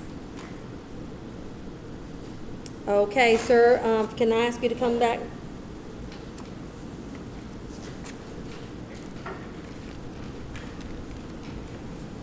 Does any of the board members have any other comments or anything for this applicant or staff? They have none, so you may be seated, and we're going to call the case. Case number RZ-15-15, Wesley M. Reese of Jenkinsburg, Georgia, requests a rezoning from R4, single-family residence to C3, highway commercial for property located at 5701 North Henry Boulevard and land lot 71 and 90 of the 12th District. The property consists of 0.554 plus or minus acres, and the request is for a commercial use and is located in Commission District 5 and was presented by Stacy Jordan. Okay, do you have a motion for this case? Madam Chair, I'd like to make a motion to approve the request of rezoning from R4, single-family residential, to C3, highway commercial. Okay, I have a motion and a second. Any discussion? I do have discussion. Do you want to add the 3 conditions that were recommended by staff? Yes, including the 3 conditions recommended by staff. Does the seconder approve of that addition to that motion? Okay, so I have a motion, and I have an amendment to the motion to add the staff recommendation of the 3 conditions. Any other discussion? Okay, all those in favor of the motion, please indicate by raising your hand. Motion carried. Thank you. Okay, next case, please. Case number RZ-15-16-S. Rod Oglesby of Stockbridge, Georgia, requests a rezoning from R3 Single Family Residence to C3 Highway Commercial for property located at 791 and 771 Davis Road in Land Lot 71 of the 12th District. The property consists of 1.27 plus or minus acres, and the request is for a tractor-trailer business and is located within the city limits of Stockbridge and will be presented by Stacy Jordan. Good evening, Madam Chair. Good evening, sir. Board members. The location of this subject property is on Davis Road, just north of its intersection with Highway 42 North, and this subject property backs up to the Walmart location. And so on your overhead, on the aerial, it's showing the triangular-shaped piece of property, which currently has a house on it, and the vacant property just to the north. These 2 parcels together make up your subject property. Yes, the Walmart is the large area here. Okay. You can see the big box retail store here and the large area of parking here. And so the subject property backs up to the gas station part of the Walmart development here and the parking area here. Okay. And it's rather well wooded behind the house. And so from the subject property, you can just see the Walmart development through the vegetation. The city of Stockbridge zoning map has a little different color scheme than what we're used to with the county, but the subject property is here in the deep green. So this triangle-shaped piece of green is your subject property. That indicates that the property is zoned R3. And the salmon color within the city of Stockbridge indicates C2, which is general commercial. So you'll note that the Walmart is zoned C2, and the property to the east, where the Ritz Salon is located, that property is zoned C2. On the corner, the property at the corner of Davis and Highway 42, which also abuts the subject property, is actually zoned C3. And then across the street, across Davis Road, the property is zoned C1, but it's not yet developed. So this subject property is zoned residential, but is surrounded by commercial. The future land use map shows the subject property in what we call the hatched marks. The stripes indicate the triangular shaped piece subject property. The red for this larger area indicates that for the future, this property is designated for commercial and services.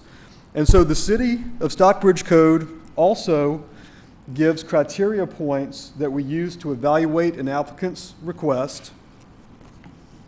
And so the staff has evaluated the applicant's request against the criteria that are given to us in the city of Stockbridge Code.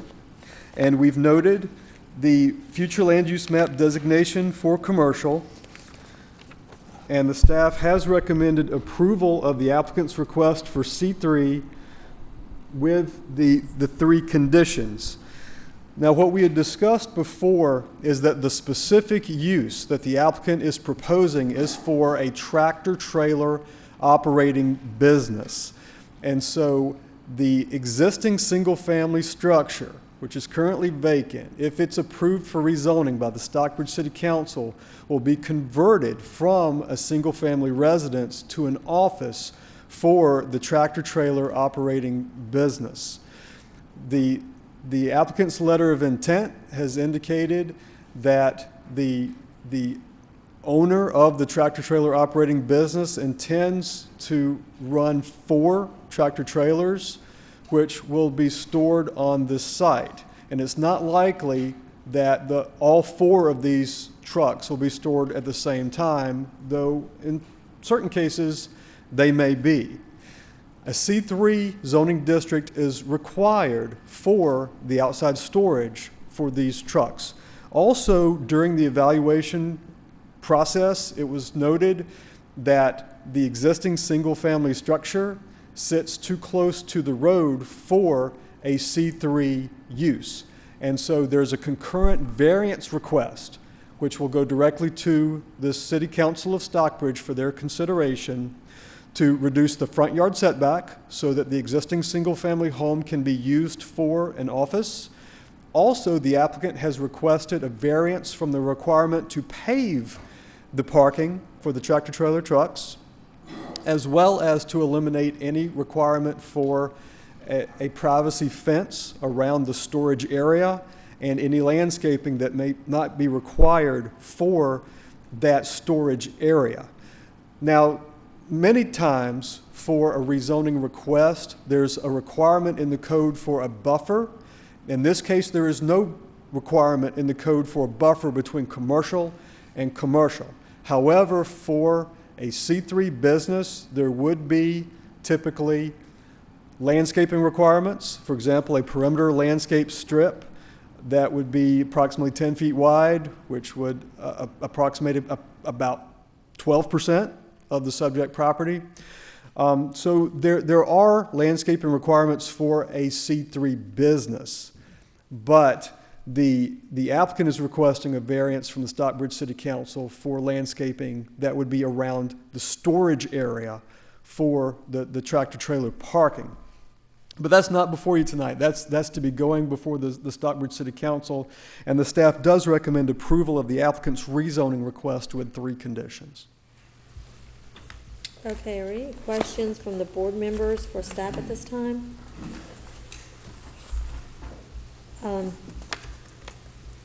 Just a quick question. So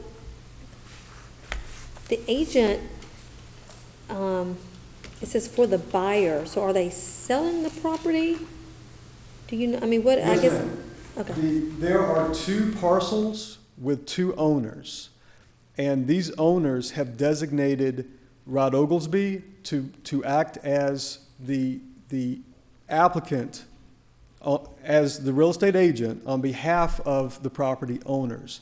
And so Mr. Oglesby has elected to fill the role of applicant. Okay, and so the owners are Terry Kiersey and Michael Kiersey? That's my understanding. Okay, all right. I just wanted that for clarification. Okay.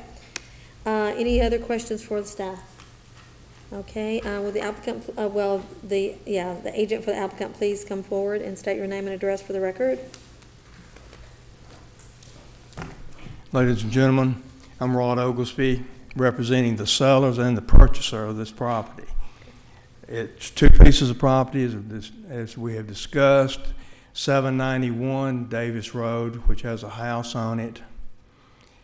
As Stacy said, there is a variance there because of the right-of-way does go through. It just goes through a corner of the house. And then 771 Davis Road, which is a half an acre, it's a vacant lot. And we're putting the 2 pieces of property together to use as a small trucking business. The applicant has 4 trucks. They will be in and out of there on a limited basis. Plan to use the house as an office. The house has been for sale for 7 years. It's one of the vacant properties in Stockbridge. This gives us a chance to move it, to get something in there, and where it's not just sitting up there as an eyesore. The property is designated on the future land use plan as commercial. All of the property around there is commercial, all the way around across the street. And the Walmart gas station is right next to this property.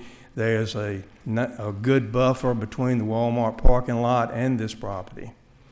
And so we feel like that that it would be reasonable to rezone it from R3 to C3. Okay, any questions for the applicant from board members? Mr. Alexander. Rod, what? Mr. Alexander. Oh, I'm sorry. That's okay. Yes, sir. Is Walmart planning on offering you access to the property? How do you plan on accessing that? Davis Road, I drove it just the other day. It's like a small collector road, and tractor trailers going in and out of there would seem to be a problem. Especially, we had discussion about that earlier, making turns in and out of there. Is there any plans for access on the Walmart side? No. It'll all be from Davis Road.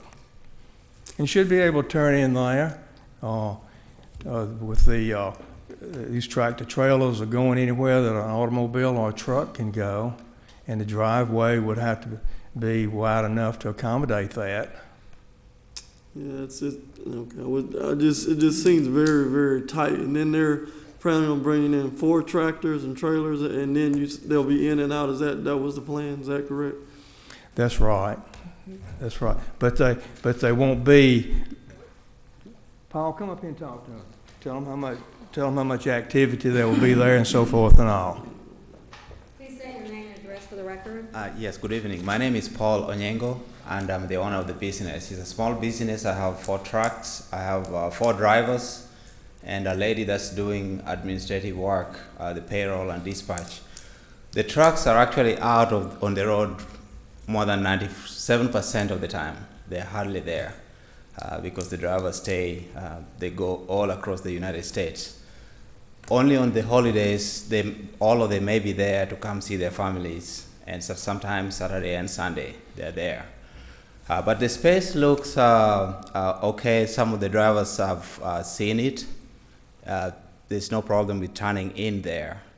And when we looked at the proposed DOT construction of Davis Road, it looked like it's going to leave us a lot of space there to go in and out. Okay, any other questions for the applicant? Mr. Head? I'm very familiar with that area. So I'm in there all of the time.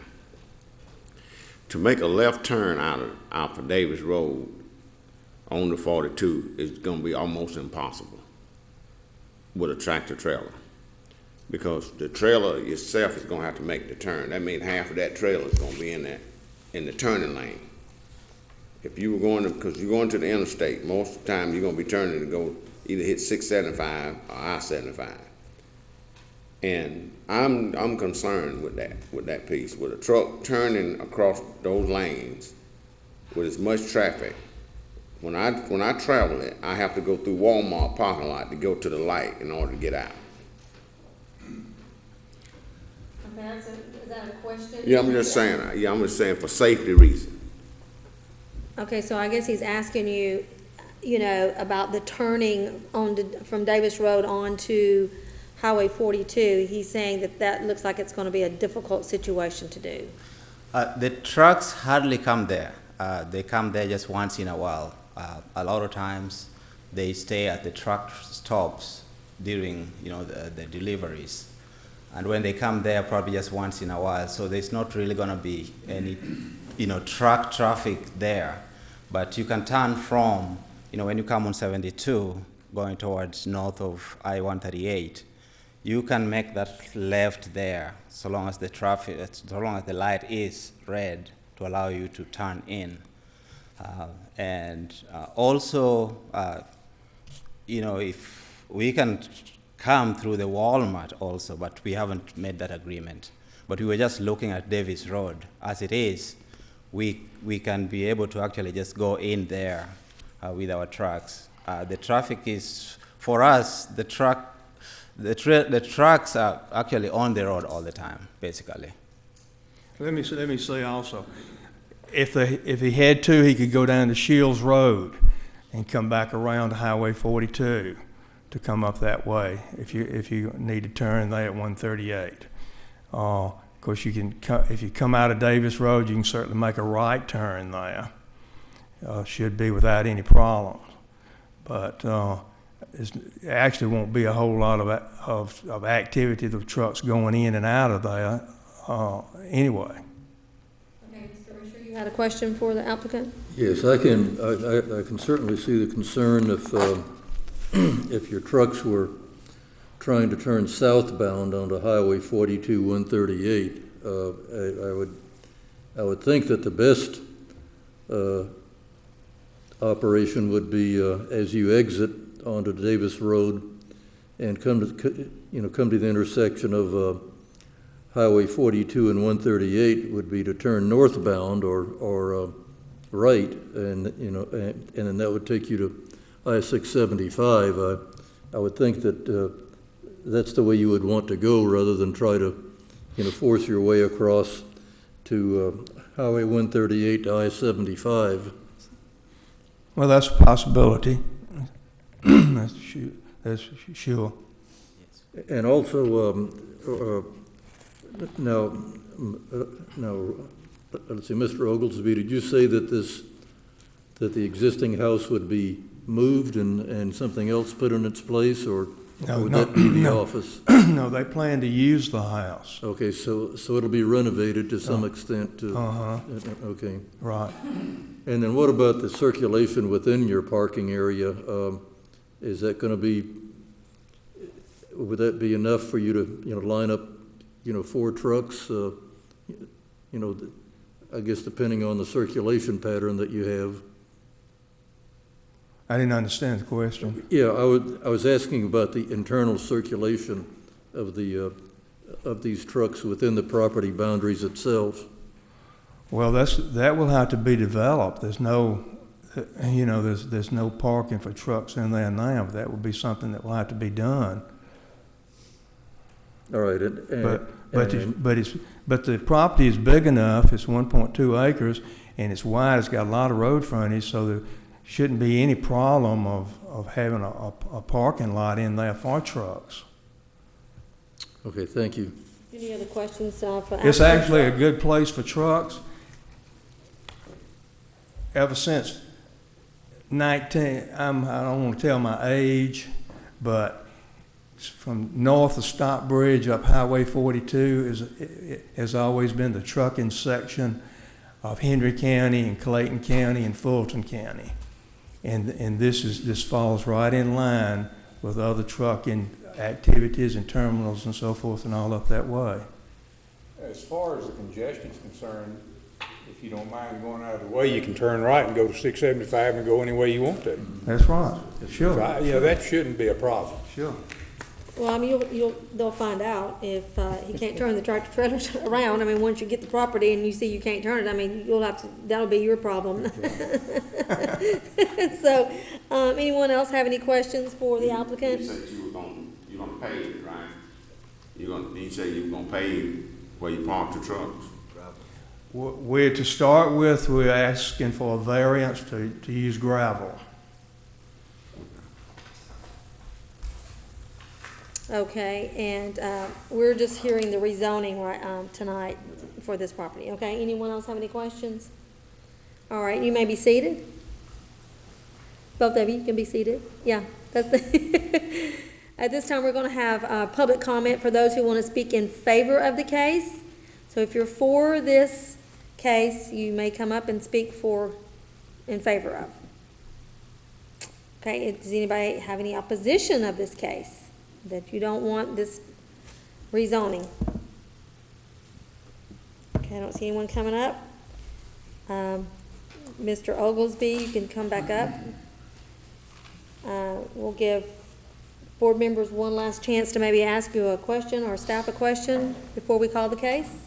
Mr. Alexander. So I'm just having a great deal of difficulty imagining 4 tractors on the collector road, which is Davis Road, in that area by the Walmart. If there was some access on the Walmart side, but as someone who's dealt with trucks. I own trucks myself. That area is very, very tight when I drove through there yesterday. Just speak to that. I mean, it just looks very congested, and the lot looks very small for 4 trucks and 4 trailers.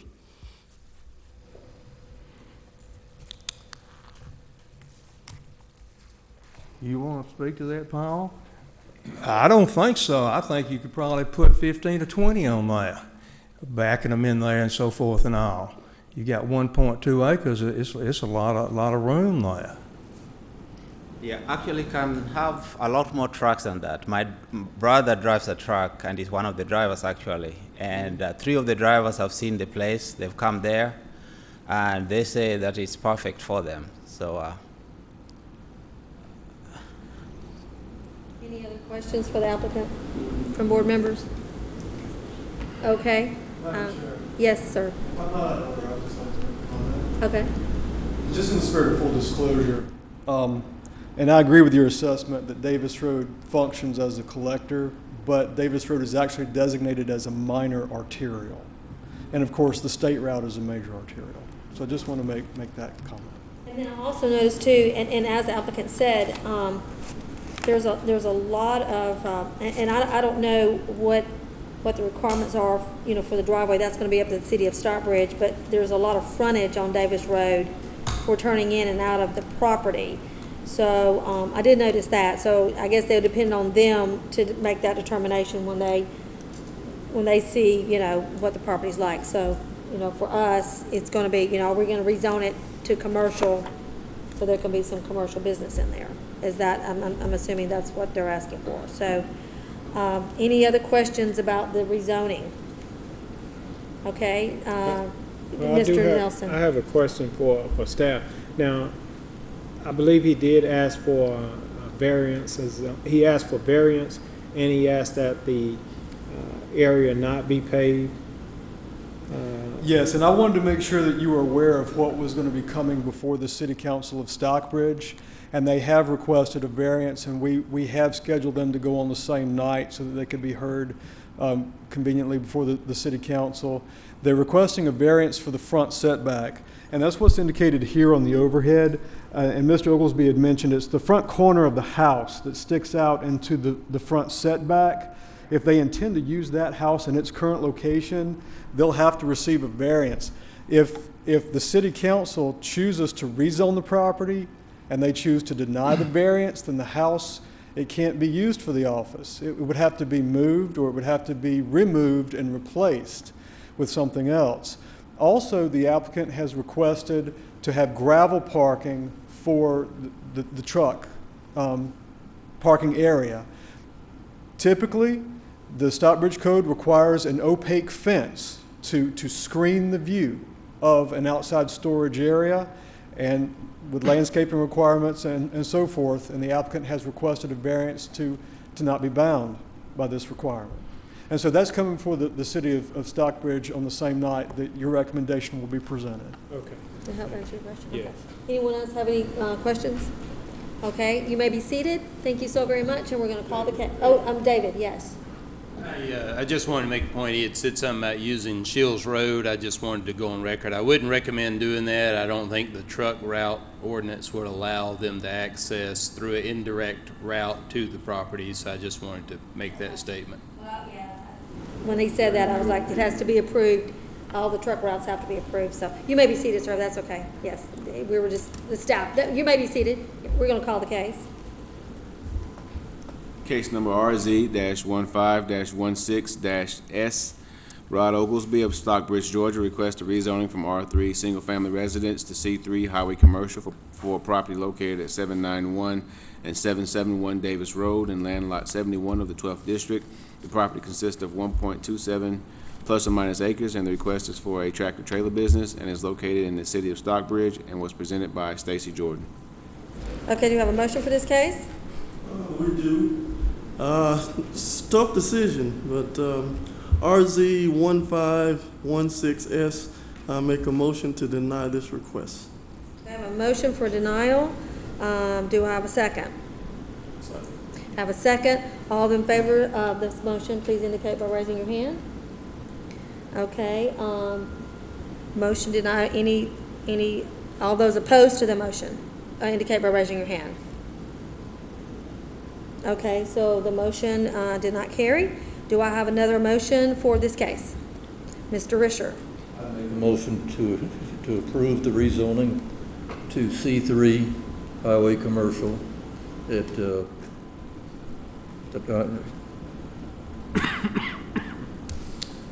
781 and 771 Davis Road. Okay, I have a motion and a second. Any discussion? I do have discussion. Are you also going to consider the recommendations of staff? Yes. Would you like to amend your motion? Yes, I will. I have to get permission from your seconder to do that. Do you have permission from the seconder to amend that motion? Yes. Okay, please amend your motion.